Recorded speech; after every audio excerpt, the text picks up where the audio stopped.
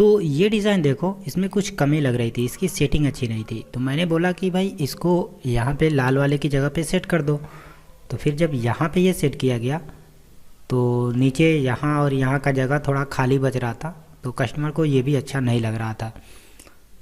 तो मैंने कस्टमर से CDR फाइल मांगा और उसको मैंने यहाँ पे एडिट किया।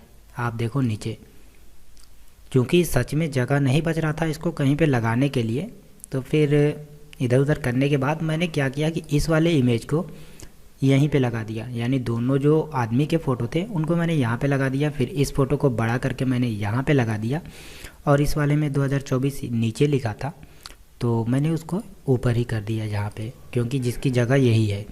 और बाकी जो हेडिंग था उसको भी मैंने सेंटर में करके बड़ा कर दिया।